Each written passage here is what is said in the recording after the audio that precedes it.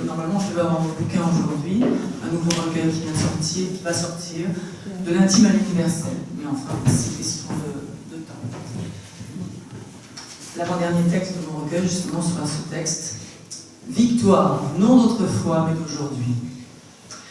Rien de spectaculaire en soi, je vous préviens, de sanguinolent ou que sais-je, bien au contraire. Cela se reçoit comme un soin, un soulagement, sans piège. Or, il me plaît de vous partager leur feu, alors laissez-vous séduire quelque peu. Dans leur vie, ils donnaient de l'importance à leur méfiance. Chacun de leur côté avait tourné la page de ce chapitre qui ne les concernait plus, pensait-il. Enfin, déjà avancés en âge, ce registre les avait déçus en plein d'ennui. Énonçaient même les bienfaits du célibat, insistaient sans problème sur leur tranquillité, et voilà. Même si prisonniers de leurs préjugés, de leurs erreurs, plutôt bien dans leur vie par ailleurs, plein de chaleur. Et puis un conjoint est un moyen, on le sait, non une finalité. La vie apporte d'autres opportunités, de moyens pour être bien avancé. Donc, avant leur rencontre, même si en secret se souciaient de la montre du grand cadran de leur temps sur Terre, plutôt bien dans leur vie, extérieurement fiers, ils étaient plutôt contents. Alors comment se fait-il aujourd'hui que dans la sphère de leurs deux mains liées si flatteuses, qu'ils ressortent réellement sans bruit une atmosphère harmonieuse? Il est vrai que du jour au lendemain, ils ont joint leur solitude serein, laissant leurs habitudes en chemin. Mais où se trouvait donc ne serait-ce que d'imprudence à ce moment-là? Parce que c'est elle, parce que c'est lui. L'histoire de ces deux-là, à le croire, c'était écrit, oui. Hors de toute conception du prévisible, il y a eu intervention de l'invisible. Victoire, non d'autrefois, à le savoir, mais d'aujourd'hui.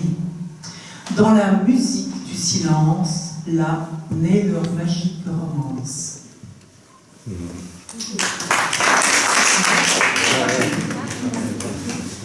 Cupidon a réussi sa mission, son action leur a servi la passion, mais à la bonne mesure, celle qui rassure. Celle qui rassure. Tous deux. Sacrée mère réparatrice pour leurs anciennes cicatrices. Ils se guérissent l'un à côté de l'autre, s'enrichissent d'eux et des autres. Ah, excusez-moi. Ça va. Ils se guérissent l'un à côté de l'autre. Tel un diamant pur, au-dessus de tous les obstacles de leur vie, de leur quotidien. Couleur bleu d'azur, plein d'espoir, est survenu le beau miracle de l'amour vers leur lendemain. Les voici donc sur l'autoroute à présent du bonheur. Quoi de plus? Foi reçue en prime, avec leurs envies de casse-croûte géants de douceur, quoi de plus légitime. Ils m'ont confié un peu de leur intimité que j'ose partager, car je le fais dans le respect. Les louloutes se chouchoutent, dès le matin au réveil, se cherchent des mains ou des orteils, sans aucune peur, sans feinte, recherchent l'odeur, leurs étreintes. Envie, content, à l'unisson relié au ciel, ici et maintenant, ils sont dans l'essentiel.